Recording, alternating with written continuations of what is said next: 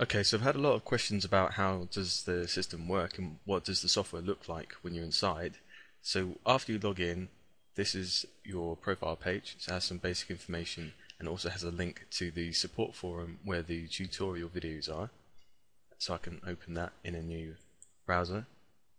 You'll get your forum logins within 12 hours of purchasing the product. Sometimes much sooner, but obviously we have to sleep too, and it is a private forum, so I do have to set everything up manually for you.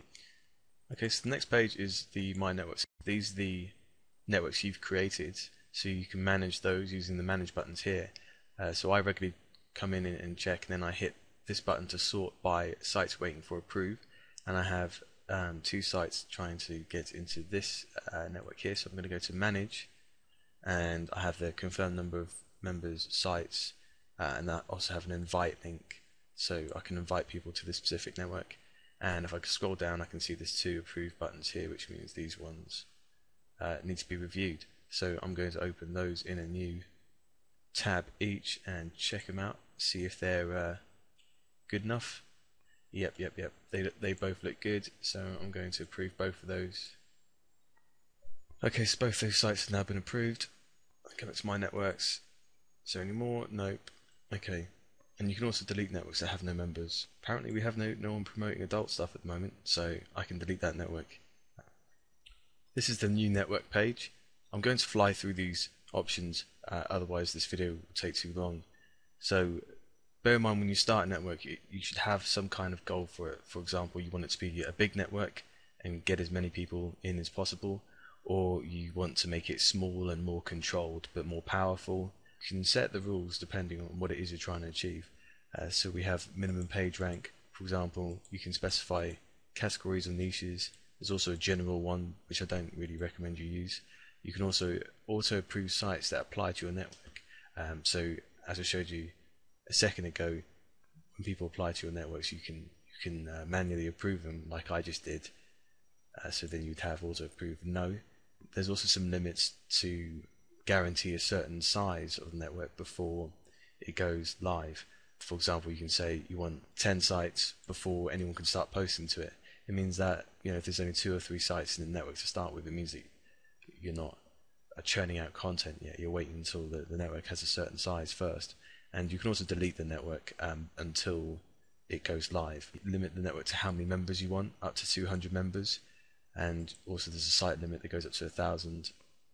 We also have unique IPs, so you can say this network, any site on this network has to be on its own IP compared to all the other sites in this network. We can say all networks, which means that any site that wants to join this network can't have any other sites on that IP that belong to any other FBN network. So we'll give you the choice if you want to say no, yes, or go a bit crazy and say all networks. But I like to say this network because it means that when people submit sites, you're guaranteeing that all the sites are on unique IPs, which means that you're getting a lot of power. So if you've got 200 sites, then you're guaranteeing all of them are on unique IPs, and that makes the juice much better. You can also make it a private network, so it's not shown on the network grid. So those are some of the options. I go into it more in the forum. I go into each one in detail and give you some ideas about how to use them. But for now, we're going to go to the network grid. Okay, so here we have the network grid. You can see there's lots of networks. There's 15 on each page, so that means there must be at least 45 different networks, 46 different networks. I've hidden the values here because I don't want to make this public. You can search for networks based on what it is you're looking for. For example, if you're not really fussed about the niche, but you want a high PR network, then you can sort by the minimum page rank of the network. And for example, we have hotel focus, so e-commerce and shopping. We have a general PR2 one that I've built. We have a 2 PR4 ones, and these are built by members already. At the time of filming this video, we have 100 live members and 500 sites in the system. So it's great to see people starting up their own networks and making their own rules. This one here requires 40 PR4 sites before it goes live, so no one will be able to post to that until it goes to 40. Now, another thing to note about create networks is that you cannot change the rules once they have been built and submitted. This is to protect members. For example, if this guy has a PR4 network and then in 2 weeks decides that he wants to downgrade that to PR2, then all the other people that have put in PR4s are not going to like that very much. So that's the reason we don't allow people to change the network settings. However, the administration can change the settings. So if you own a network and you decide that perhaps you've made a setting such as this one that you want to change and you want to drop it down to 20 sites to start, then give us a shout on the forum and we'll fix that for you. You know, so long as it's not going to harm other members in your network, then we can make changes to networks for you. We also have max sites. So some people have opted to have smaller ones. You can also look for unique content. So these ones are all unique content and require Copyscape API. You can also do filters. For example, we can say we don't want unique content. We're not really fussed about the quality of the network. We've got 2 networks that have that don't require unique content and are in the business, employment and office niche. That's the network grid. So if I go to my post, I haven't submitted any post on this account yet, but what I can do is I can show you how the system works. This means I've submitted sites to these networks and I've earned posting points. And the numbers next to the network names are the posting points I have for today. So this account has submitted a lot of sites. I think I've got 75 sites just on this one account. So I can submit to any one of these. So I'm going to choose the travel one. This is made by a member. I can put in the post title.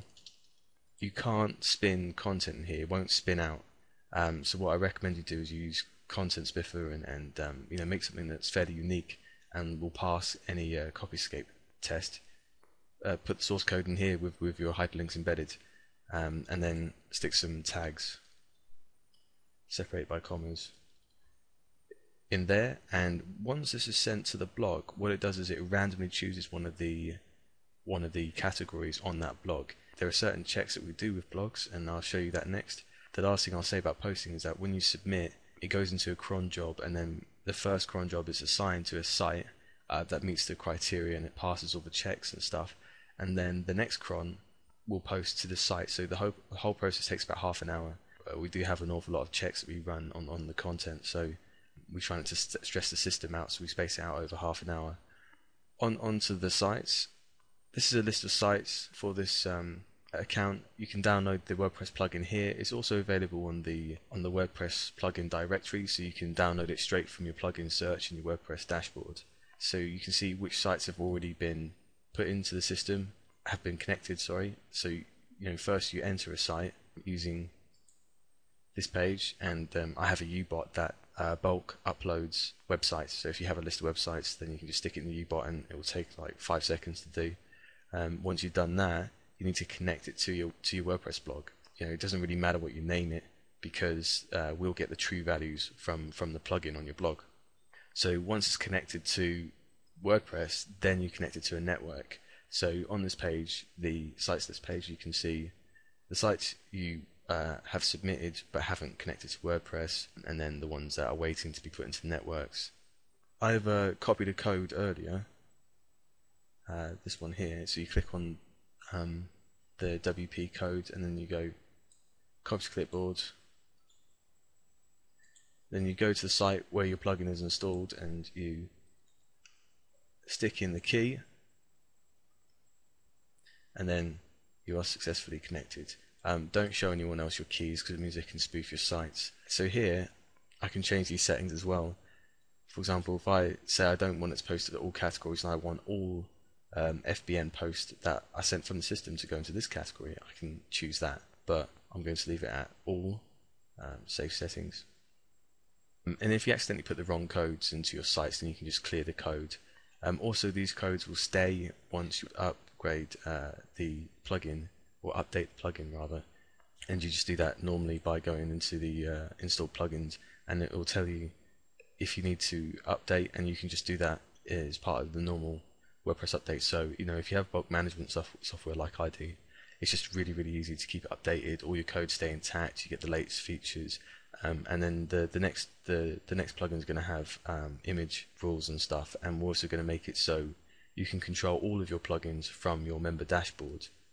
So yeah, that's one of the plans for phase 2, is to be able to control all your settings from inside your Fightback Networks members area. Okay, so hopefully that's given you a decent overview of how this all works. The first thing you need to do is add sites, and there's a U-bot to do that quickly. And then you want to hook up your sites to WordPress. And then once you've done that, you go to the network grid and you can hit join. Make sure you stick to the right niches though, because obviously the network moderators can deny sites if they feel that they're not in the right niche, or they're not of the right quality, or if you're doing anything like cookie stuffing or clickjacking, then you're probably going to get refused for that as well. And you can also create your own networks if you choose to. And this works particularly well if you have a network you want to manage yourself with no one else, or you've got a couple of buddies that you work with sometimes, and you want to build a private network with them. And then you can make the settings really lax. You can say, it doesn't matter how many sites members submit, unique content doesn't matter, IPs doesn't matter. You can make it really lax and really relaxed, and if you trust the people that you're working with. If you're trying to build one of size, like 1,000 blogs, like some of the ones I've built, then you want to crack down a little bit. You don't want to have auto-approve sites. You want to have that set to no. That kind of thing. Just try to protect your investment. Err on the side of paranoia just a little bit, and that should keep you safe as long as people aren't posting stupid stuff to your blogs. And if they do, then you can report that to us, and we can remove those posts. And if that member continues to do that, then we can ban them from our system and all their posts as well. The very last thing I should say is that if you decide to do a trial and you build some links and you put some sites in, and then decide it's not for you, we don't remove the links. So long as you leave other people's links intact on your sites that you submitted into the system, we don't remove links for people that have left the system. And it also means that you can return back if you decide that you want to try again in a couple of months. It means you can return to your old account, pick up from where you left off. Okay, so sorry for speaking so quickly. This has been a long video, but thanks for watching.